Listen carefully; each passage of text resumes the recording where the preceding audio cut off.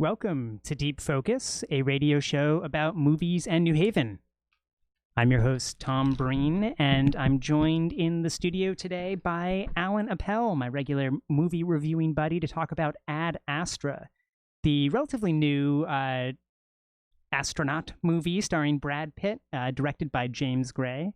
Alan, thanks so much for coming in the studio and for checking out this movie. We'll see if I have to thank you for subjecting yourself to this, or maybe accept thanks myself for encouraging you to go to such a thought-provoking movie. Welcome to the show. It's great to have you here.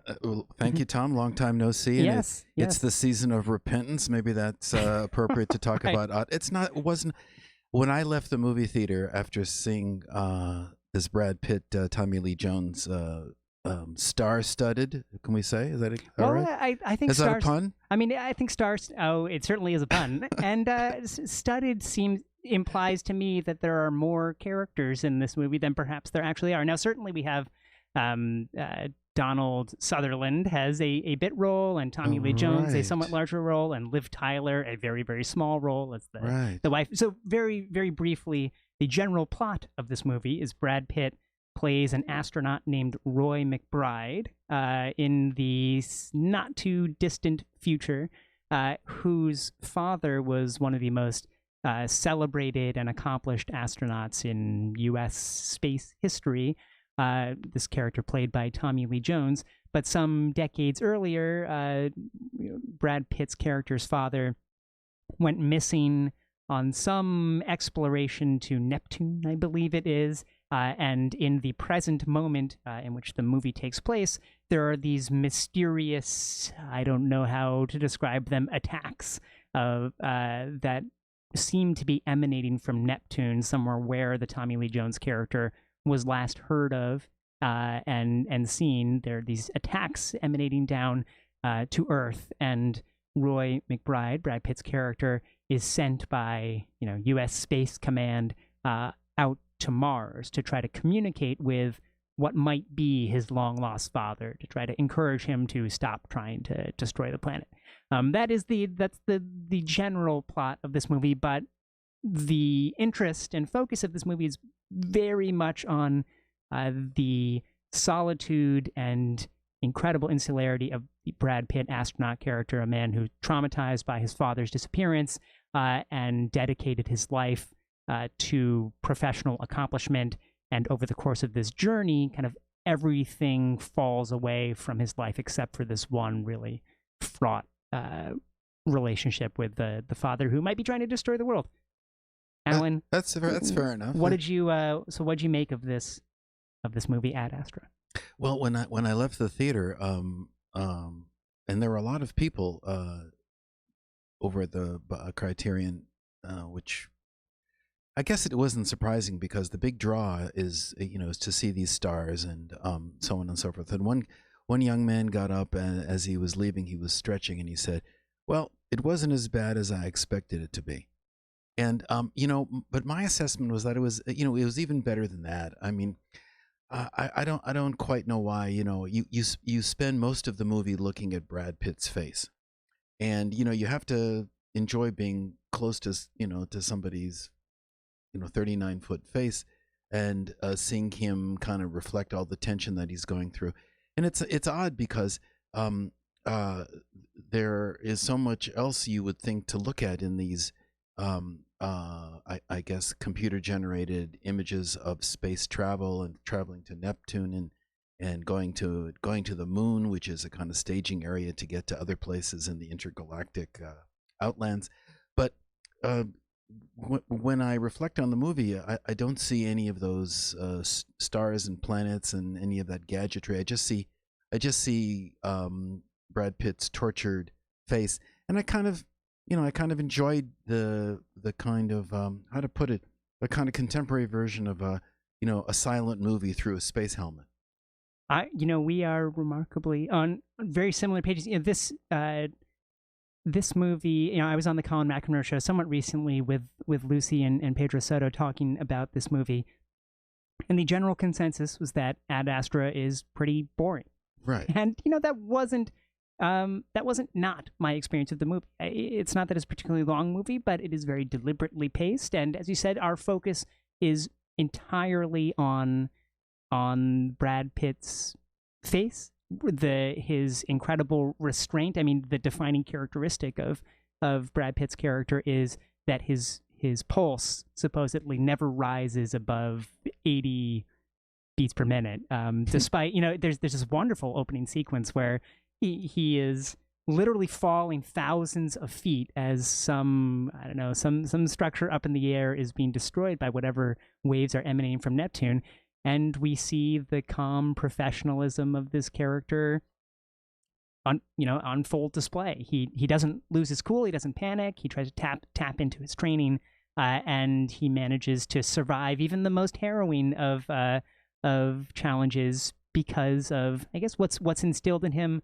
This aspiration set by this distant father to be the best astronaut he can be. Now, the flip side of that is, I think, the true interest of this movie, which is, what is the psychological toll of sacrificing every other human relationship in your life in order to be professionally perfect? And I think this movie is very critical of that attitude of always trying to make yourself not human so that you can succeed at levels that actual fallible, emotional, vulnerable humans cannot quite succeed at. But through just the twitch of an eye and that steady pulse, I think that Brad Pitt's character communicates volumes about, again, the toll of this solitude that besets him as an astronaut, and also that besets people. This inescapable solitude of our existence that he is kind of put face to face with when he's the only person in the spaceship shooting out to Neptune.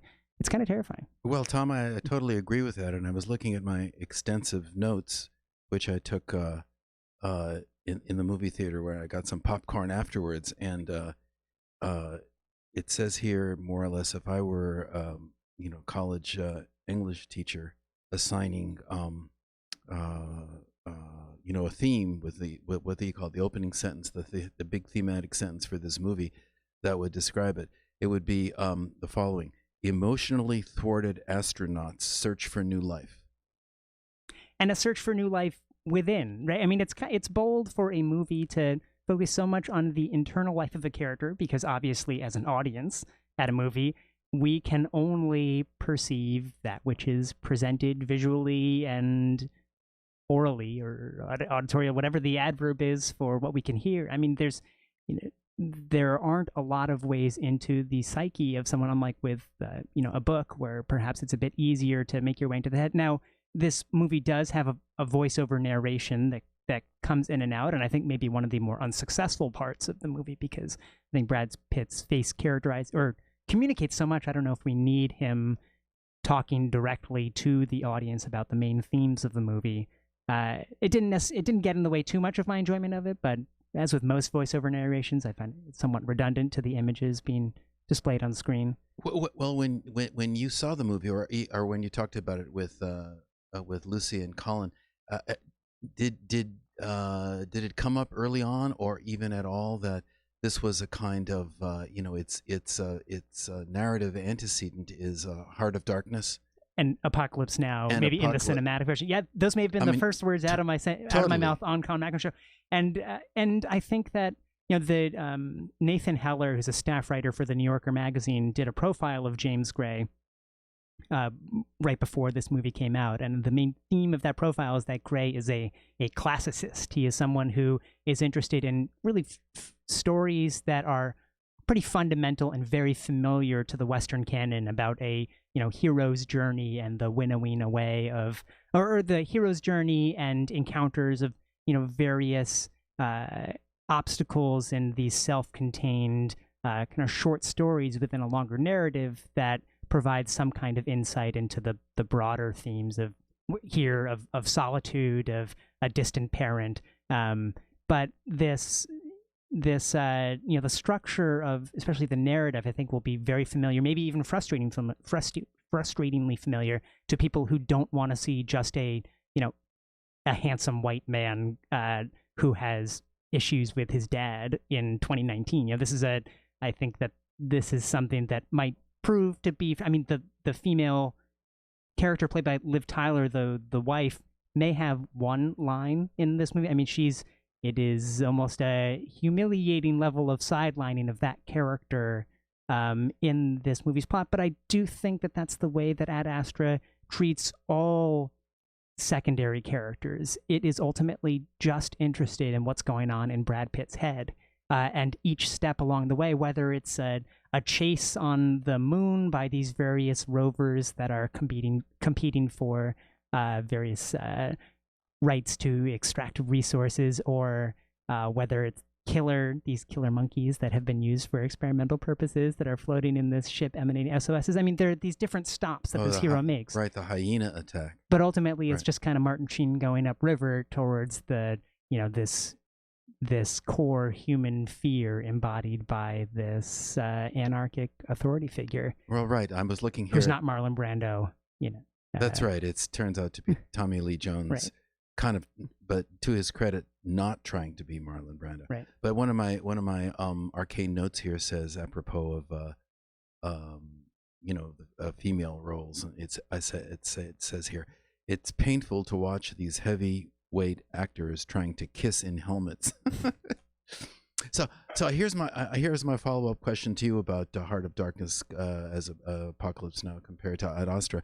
So apart from the fact that the issue of white guys searching for white guys, how did you come to any conclusions about, is one more successful? Why, in my view anyway, Apocalypse Now is far more successful as a kind of mythic journey into the unknown to confront the forebear. That's much more successful than this. And I guess my question is, do you agree with that? And if so, what undermines the power of Ad Astra? I would agree that Apocalypse Now is much more successful at that. And I would say that those, if a key part of this hero's journey narrative are these discrete episodes that introduce secondary characters and reinforce the themes of the overall movie, I do think that each episode in Apocalypse Now is filled with people who you want to spend a whole movie's worth of time with. Robert Duvall, kind of sadistic, nihilistic military figure. And there's so much more. I mean, I'd be interested to unpack this word with you, but it's just so much more entertaining. I think that it's entertainment and violence add to the terror, the kind of anarchy of this world that Martin Sheen's character is descending into in Apocalypse Now. It's this jarring juxtaposition of just being like sensually bombarded with stuff that, I don't know, an audience can really understand at a visceral level, this kind of devolution of society as he gets closer and closer to this Heart of Darkness at the end of the river.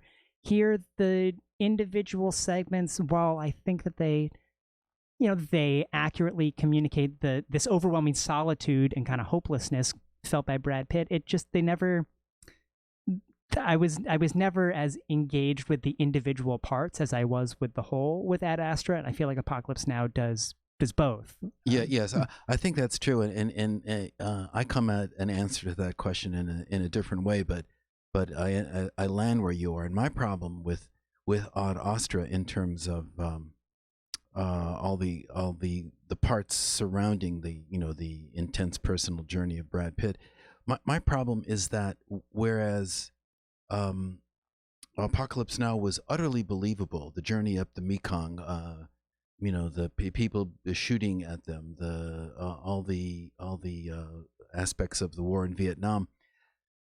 This journey, all the science that surrounds the entire journey of Brad Pitt to Neptune, which is 2.7 billion miles away, and includes being a stowaway on this massive rocket, as well as all kinds of other athletic hijinks.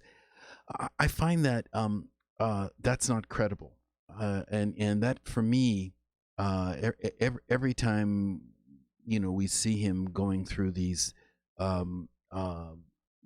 topsy-turvy maneuvers in space and in solving an incredibly difficult technical problem, but because he pulls the right switch and it's over. And I mean, to me that and the pulse, the low pulse rate, not just pulling the right switch, but having the temperament kind of beaten down into him of right. But it's stolidity.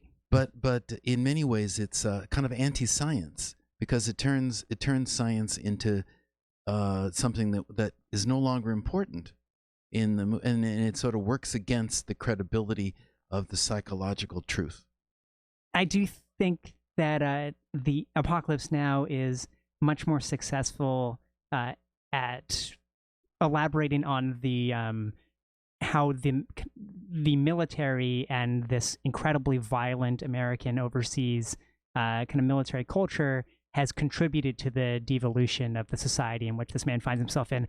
I do think that Ad Astra presents some very intriguing hints at how the kind of over-commercialization of space travel have contributed to a society that this main character finds pretty repugnant, especially in one of the few kind of humorous moments where Brad Pitt's character takes a commercial flight to the moon. He's kind of undercover on his way to Mars.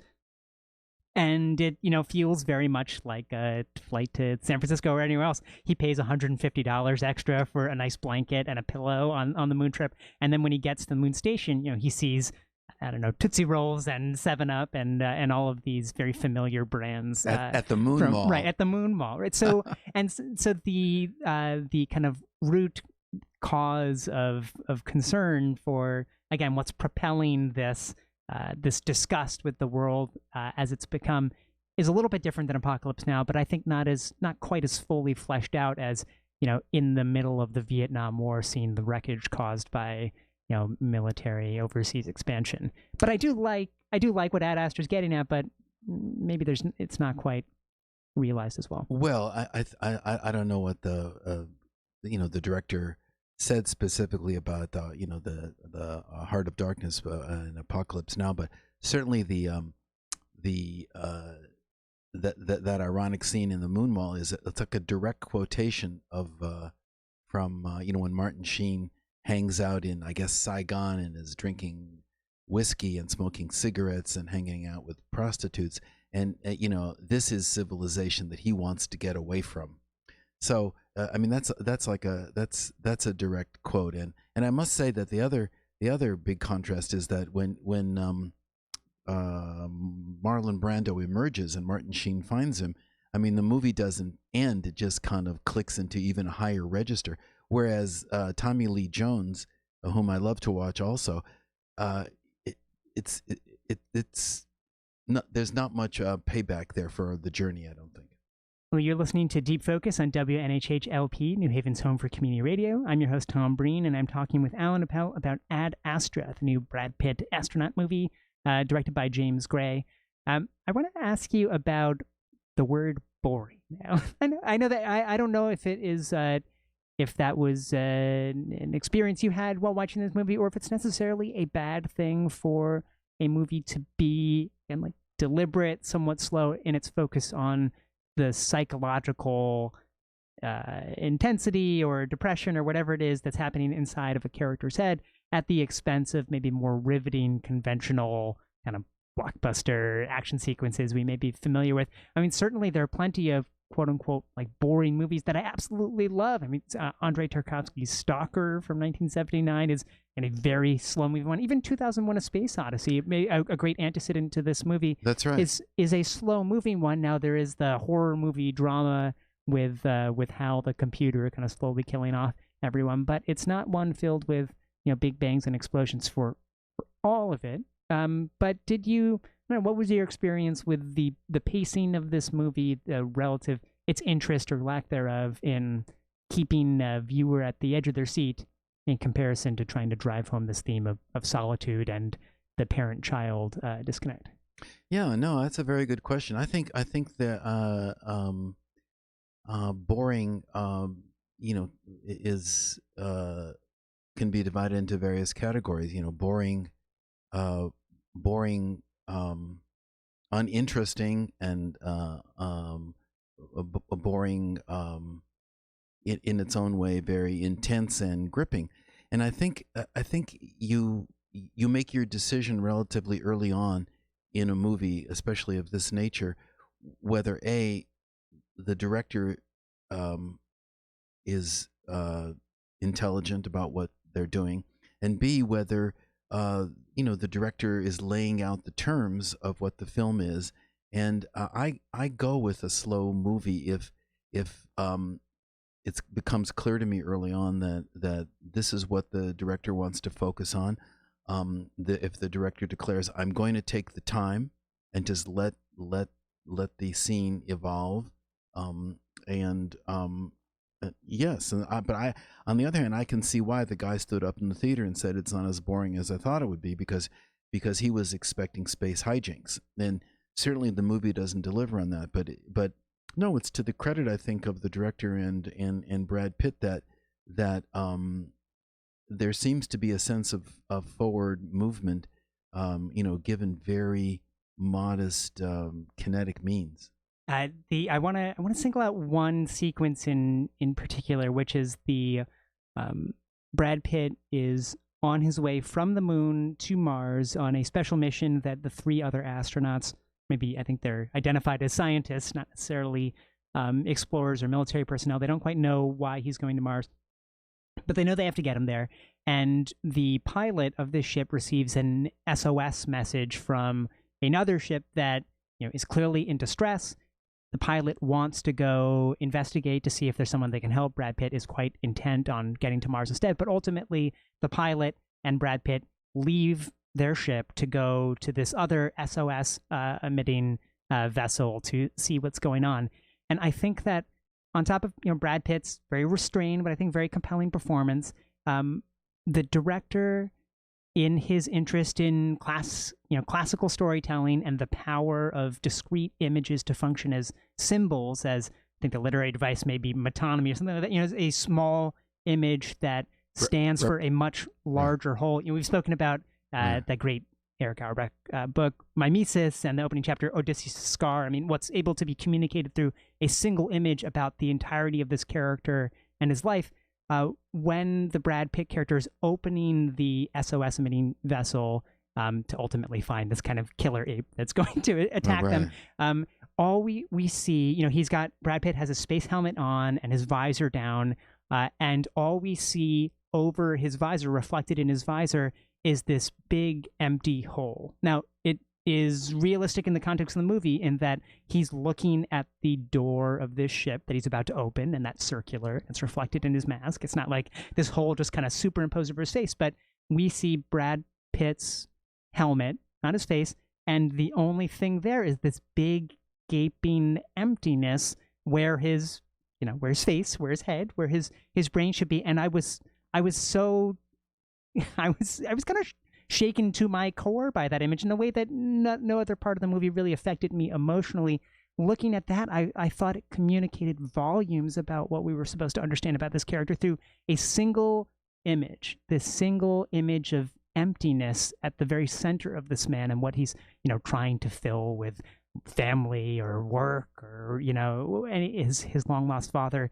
It killed me. I really loved it. And I thought this was a director who knows how to efficiently and effectively use these single images to communicate so much. Again, I didn't see that everywhere in this movie, but that, I haven't been able to shake that. And I wonder do you see that as the effectiveness of his style of storytelling to find that those small images in movies, we functions primarily through communication of stuff through images. Did that stick with you, or am I a bit loony to zero in on that and obsess over that one image so much? Well, I think you're obsessing a little bit, but in general, I think moments like that, however intense they may be for different viewers, and I don't remember it as intensely as that. What I remember is the conflict between the pilot and Brad Pitt about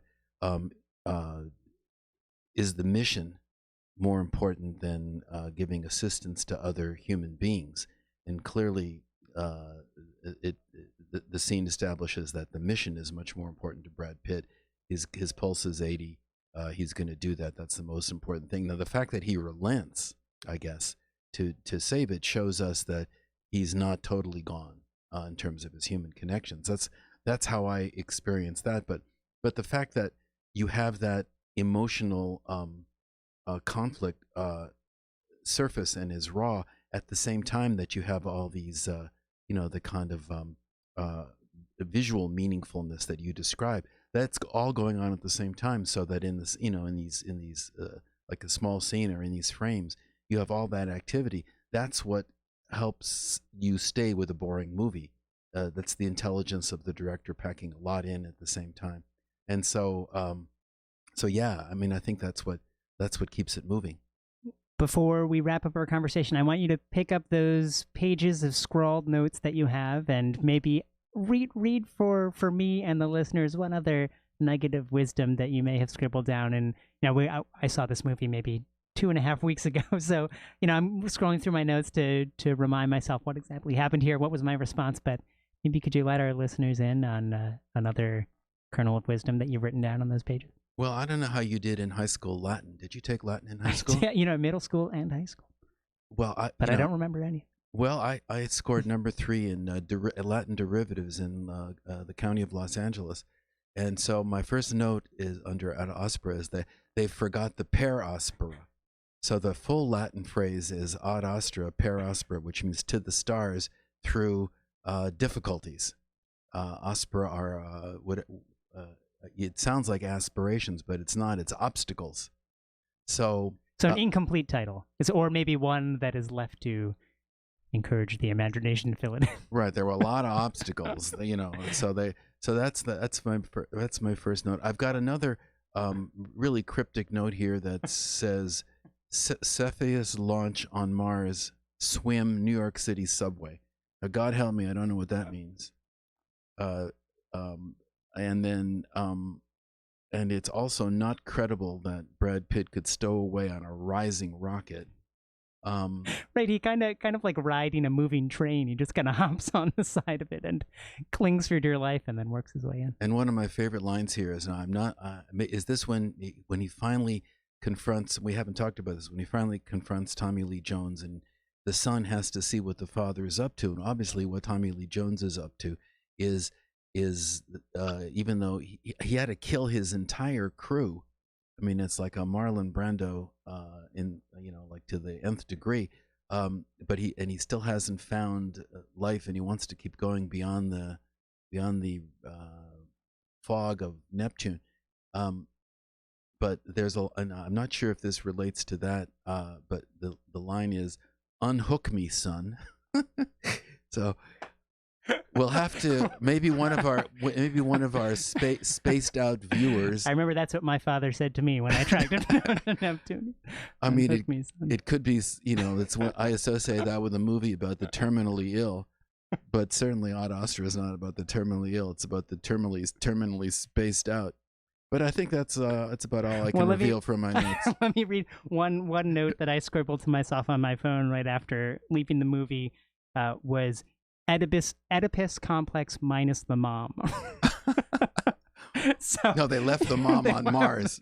They left the mom out. So here we have the son striving to kill the father and become the father, but they left out the key part of marrying the mom. Well, I guess doesn't have to be the complete Oedipus complex in order to hint at some of the anxieties around a son living up to the accomplishments of his father. And if you can keep your pulse at 80, who cares about mom? That's right.